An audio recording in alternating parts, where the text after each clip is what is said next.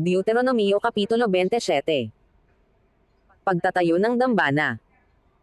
At si Moises at ang mga matanda sa Israel ay nagutos sa bayan, na sinasabi, ganapin mo ang lahat ng utos na iniuutos ko sa iyo sa araw na ito.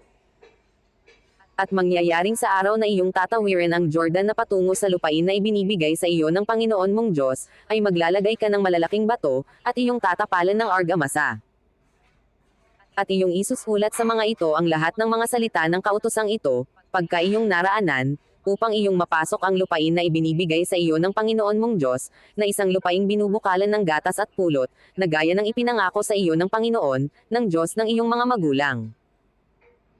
At mangyayari na pagtawid mo ng Jordan, na iyong ilalagay ang mga batong ito, na iniuutos ko sa iyo sa araw na ito, sa bundok ng Ebal, at iyong tatapalan ng argamasa.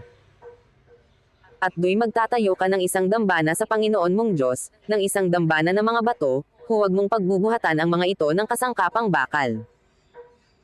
Iyong itatayo na buong bato ang dambana ng Panginoon mong Diyos, at maghahandog ka roon ng mga handog na susunugan, sa Panginoon mong Diyos.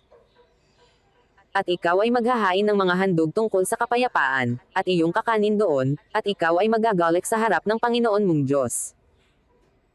At iyong isusulat na malinaw sa mga batong yaon, ang lahat ng mga salita ng kautosang ito.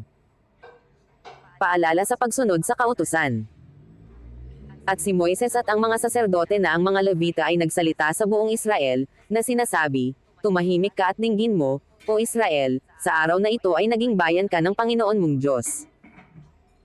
Iyong ang susundin ang tinig ng Panginoon mong Diyos, at tutuparin mo ang kanyang mga utos at ang kanyang mga palatuntunan na aking iniuutos sa iyo sa araw na ito. Pagpapahayag ng mga sumpa.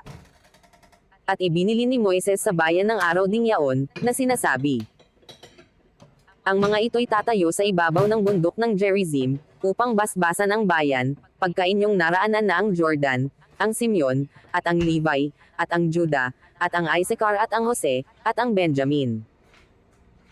At ang mga ito'y tatayo sa ibabaw ng bundok ng Ebal upang sumumpa, ang Ruben, ang Gad, at ang Aser, at ang Zabulon, ang Dan, at ang Neftali. At ang mga Levita ay sisigot, at magsasabi ng malakas na tinig sa lahat ng mga lalaki sa Israel. Sampin ang taong gumagawa ng larawang inanyuan o binubo, bagay na karumal-dumal sa Panginoon, nagawa ng mga kamay ng manggagawa, at inilagay sa dakong lihim, at ang buong bayan ay sisigot at magsasabi, siya nawa. Sampin niya samire ng puri sa kanyang ama o sa kanyang ina, at ang buong bayan ay magsasabi, siya nawa. Sampin niya bumago ng muho ng kanyang kapwa, at ang buong bayan ay magsasabi, siya nawa. Sampin niya magligaw ng bulag sa daan, at ang buong bayan ay magsasabi, siya nawa. Sampin niya magliko ng matuwid ng taga-ibang bayan, ng ulila at ng babaeng baw, at ang buong bayan ay magsasabi, siya nawa. Sampin niya sumiping sa asawa ng kanyang ama, sapagkat kanyang inilitaw ang balabal ng kanyang ama, at ang buong bayan ay magsasabi, siya nawa. Sampin niya sumiping sa alinmang hayop, at ang buong bayan ay magsasabi, siya nawa. Sampin niya sumiping sa kanyang kapatid na babae, sa anak ng kanyang ama, o sa anak na babae ng kanyang ina, at ang buong bayan ay magsasabi, siya nawa.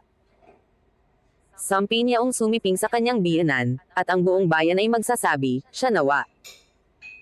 Sampin niya sumakit ng lihim sa kanyang kapwa, at ang buong bayan ay magsasabi, siya nawa. Sampin niya tumanggap ng suhol upang pumatay ng isang taong walang sala, at ang buong bayan ay magsasabi, siya nawa.